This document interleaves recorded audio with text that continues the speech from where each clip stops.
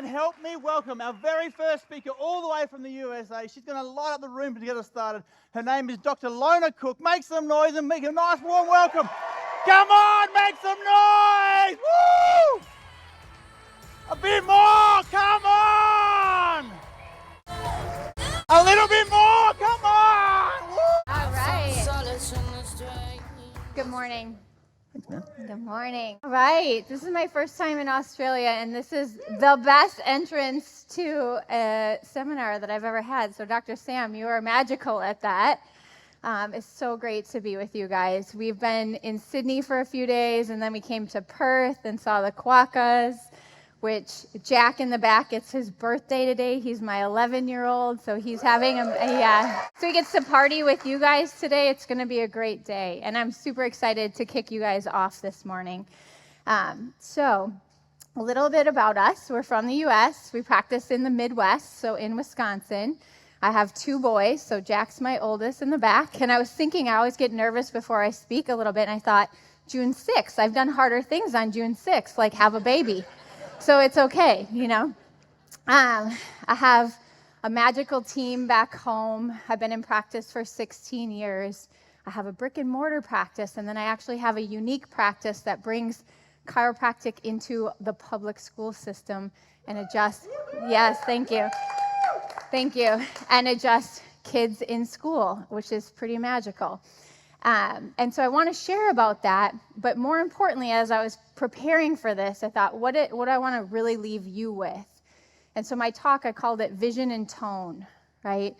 And so I really want to impress upon you to think about your vision, and then tone is a chiropractic word, right? Tone.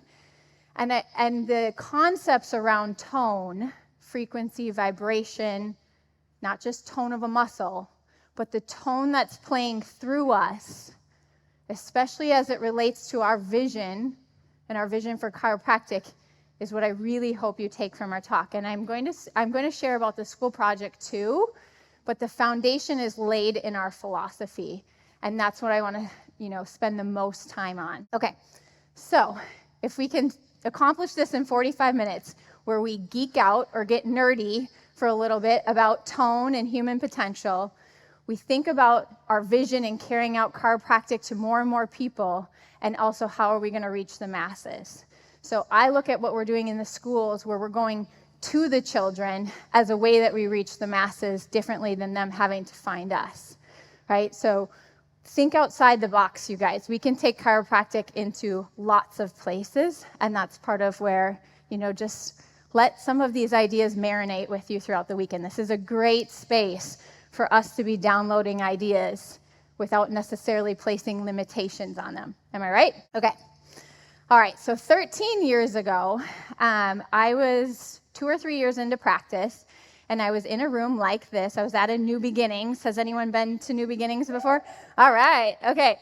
New Beginnings, I always joke, is like your long-lost Italian mobster family, and it's one of the warmest chiropractic atmospheres to speak at, because even if you were speaking in tongues and nothing made sense, after you got off the stage, everyone would be giving you hugs and say, Innate was moving, right?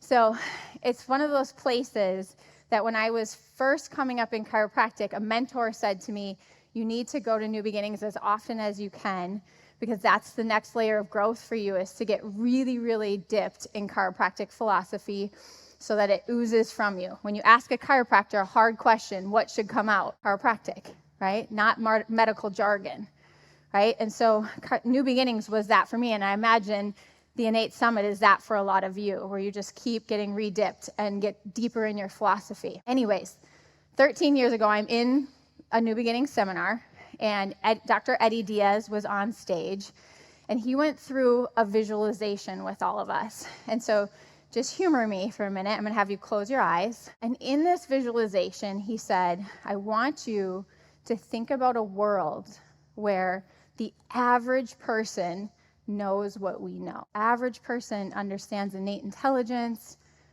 understands the power that made the body heals the body, understands where health comes from, understands how important their nervous system is to their life and their human potential. And then he went to say, what do schools function like?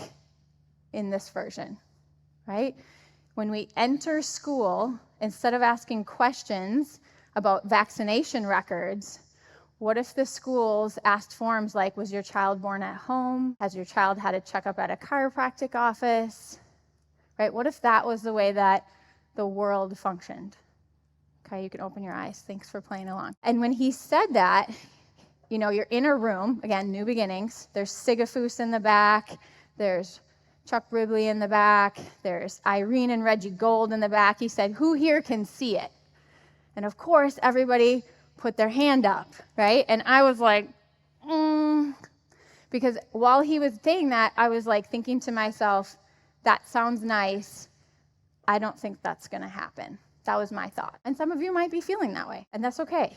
But what he said next was, he's like, if you can't see it, you're part of the problem. And that was at that time that I was going deeper in my philosophy, and I was going deeper in understanding energetics, and I was reading books like Lynn McTaggart's The Field, and I realized, where do thoughts exist, right? Are we just receiving and downloading? And if it's in the field of consciousness, that's how we kind of pull it in.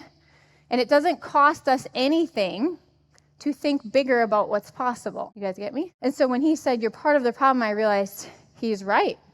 If we can't see it, how would it ever happen? And that agitated something in me.